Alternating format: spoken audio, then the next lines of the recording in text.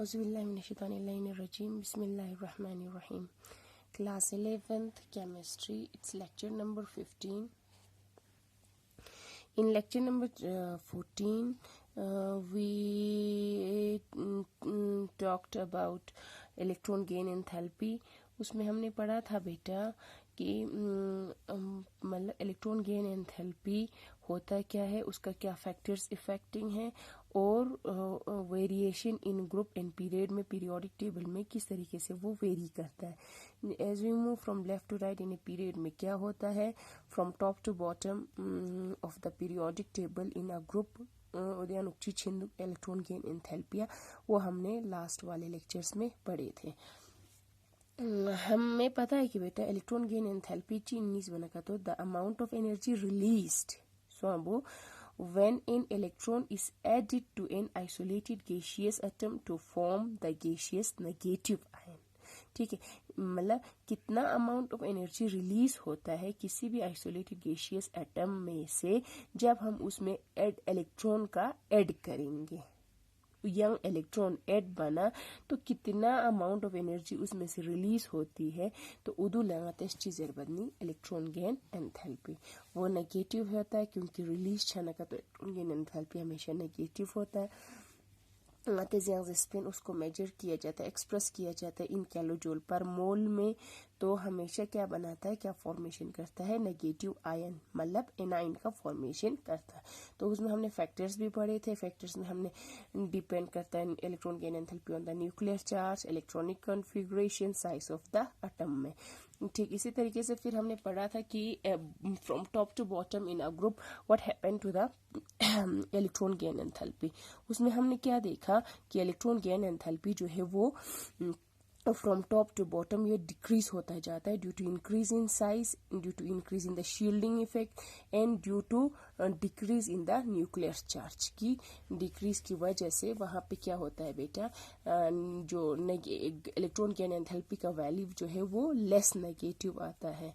ठीक, अब हमने पीरियड में जब देखा तो पीरियड में from left to right in a period of the periodic table हम वहां पे क्या देखने को मिलता है कि जो साइज ऑफ द एटम जो है वो डिक्रीज होता जाता है due to effective nuclear charge की वजह से। जितना साइज डिक्रीज होता जाएगा उतना इलेक्ट्रॉन गेन एंथैल्पी का वैल्यू बढ़ते जाएगा। Means from left to right in a period of the periodic table the electron gain enthalpy increases, it becomes more and more negative.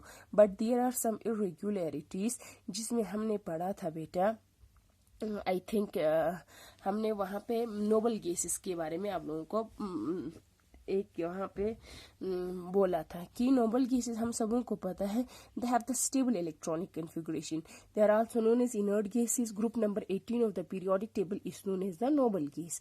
वहां पे हमें helium, neon, argon, krypton, xenon, radon होता है दुनिया चीज क्योंकि उनका पूरा स्टेबल इलेक्ट्रॉनिक कॉन्फ़िगरेशन होता है, तो उनका tendency to gain the incoming electron, to accept the incoming electron वो बहुत ज्यादा वो लीस्ट होता है क्योंकि they have the stable electronic configuration.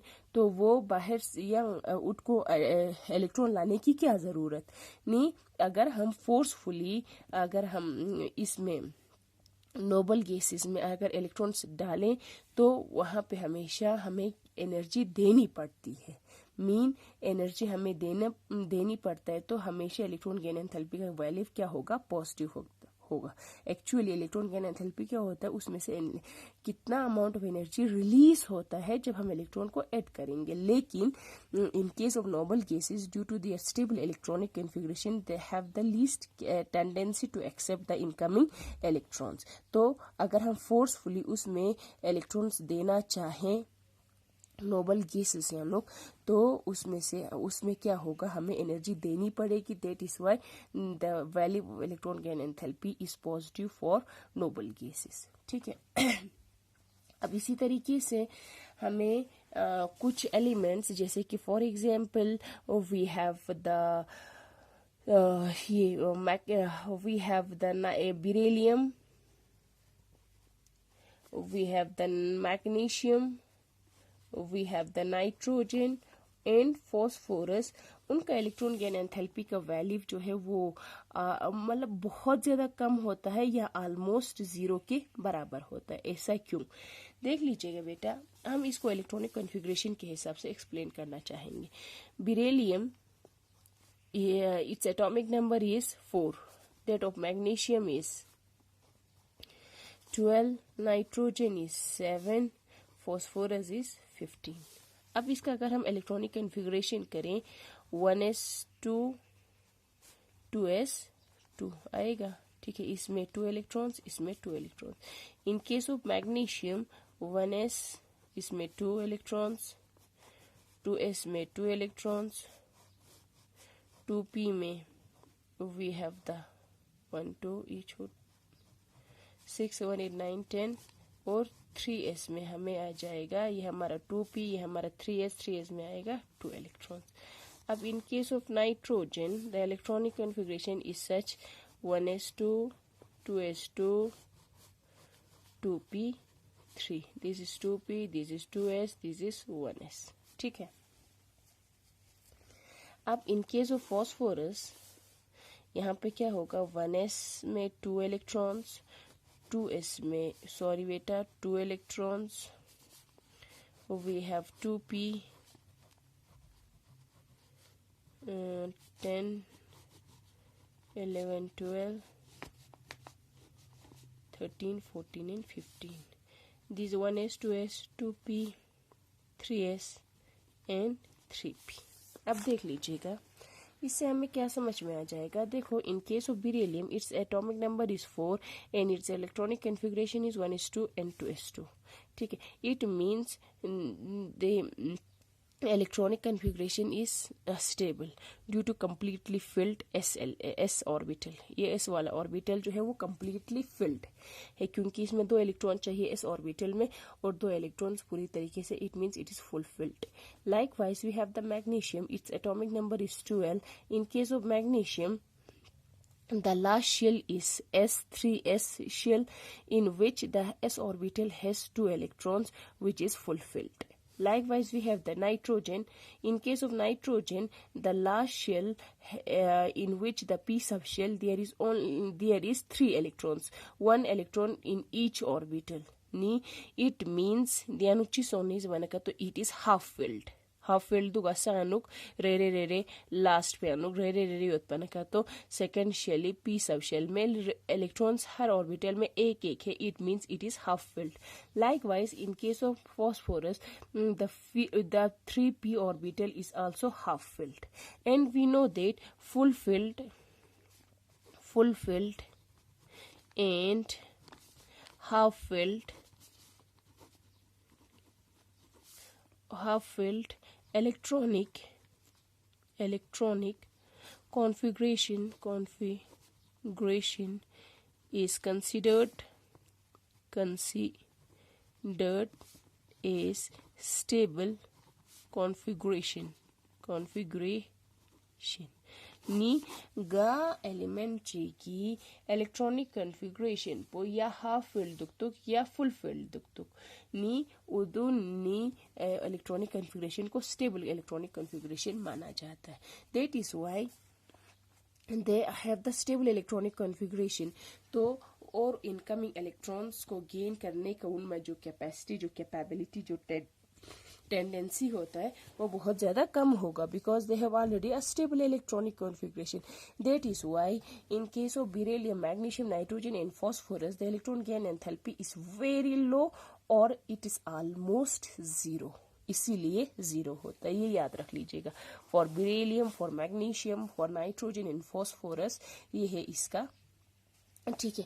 अब उसके बाद हमें पता है यहाँ टीचिंग आता है जिसमें और एक मैं पढ़ना चाहूंगी, that is about the halogens, ठीक है। अब मैं पता हो कि हेलोजेंस का इलेक्ट्रॉन गेन एंथैल्पी जो है वो सबसे हाईएस्ट होता है, हाई, बहुत ज़्यादा हाई इलेक्ट्रॉन गेन एंथैल्पी का वैल्यू जो है हाईली नेगेटिव होता है। ऐसा क्यों? क्योंकि ये डिपेंड करेगा फिर से इलेक्ट्रॉनिक कॉन्फ़िगरेशन पे। हमें पता है बेटा हेलोजन जैसे कि we have the fluorine, chlorine, bromine, iodine, उनका क्या है इलेक्ट्रॉनिक कॉन्फ़िगरेशन होता है बेटा NS2 NP5। Means for example अगर मैं क्लोरीन का इलेक्ट्रॉनिक कॉन्फ़िगरेशन इसमें एज एन एग्जाम्पल ले लूँ तो इसका आ जाएगा 1s2 2s2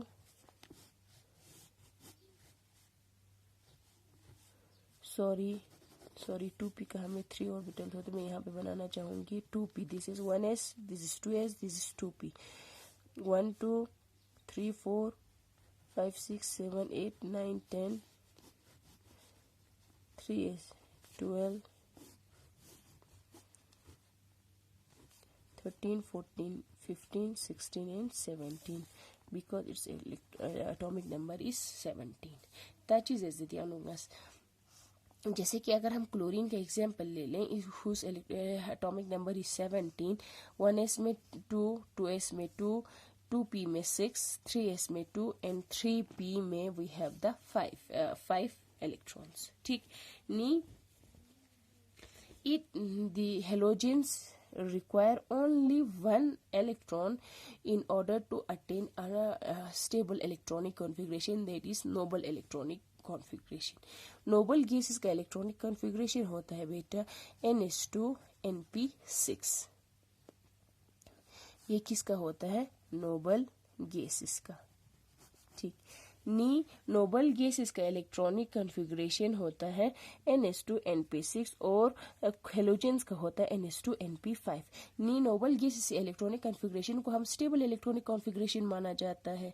माना बात दे नी हेलोजेंस सिर्फ 1 इलेक्ट्रॉन गोशा दो नोबल गैस इलेक्ट्रॉनिक कॉन्फ़िगरेशन तो छाछ पे फिला नी इसीलिए they have a very strong tendency to accept the incoming electron. योंखानी इलेक्ट्रॉन को एक्सेप्ट बेफिला उनमें बहुत ज़्यादा टेंडेंसी होता है ताकि उनको एक इलेक्ट्रॉन की ज़रूरत है नोबल गैस इलेक्ट्रॉनिक कॉन्फ़िगरेशन को अटेन करने के लिए.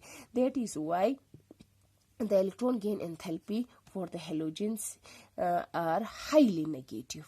इसीलिए उनका वैल्यू जो है वो बहुत ज़्यादा नेगेटिव में मकसद को क्योंकि उनको सिर्फ एक इलेक्ट्रॉन चाहिए होता है स्टेबल इलेक्ट्रॉनिक कॉन्फ़िगरेशन को अटेन करने के लिए. That is why they have the strong tendency, उनका बहुत ज़्यादा टेंडेंसी होता है to accept an additional electron को ऐड करने के लिए.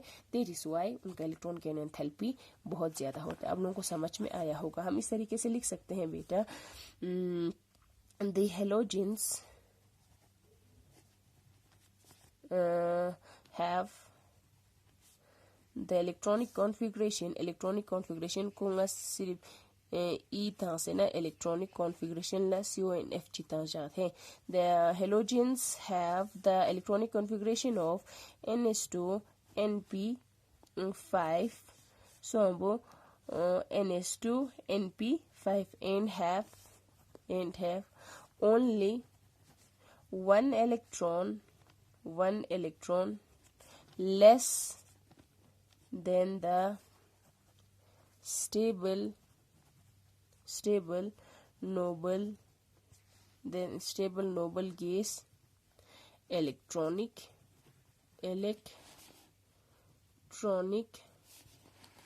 configuration, that is NH2 NP6. So thus they have strong tendency to accept an additional electron and their electron gain enthalpies are therefore highly negative. इसीलिए उनका बहुत ज़्यादा highly negative means high electronic gain enthalpy पूरा whole of the periodic table में इनका बहुत ज़्यादा होता है हेलोजेंस का. ठीक है, ये हो गया बेटा हमें इलेक्ट्रॉन गेन एंथैल्पी खत्म हो गया। हमने देखा पीरियड में भी ग्रुप में भी का वेरिएशन ची फैक्टर्स का फैक्टर्स हो डिपेंड बिंदु और उसका डिफिनेशन क्या है वो सारा हमने आपको डिटेल में बता दिया। तो इसमें हमें और थोड़ा हल्का एक पॉइंट और रह जाता है, वो हम नेक्स्ट लेक्चर में कवर करके फिर हम नेक्स्ट टॉपिक स्टार्ट करेंगे। ठीक है बेटा, थैंक यू सो मच, खुदा हाफिज।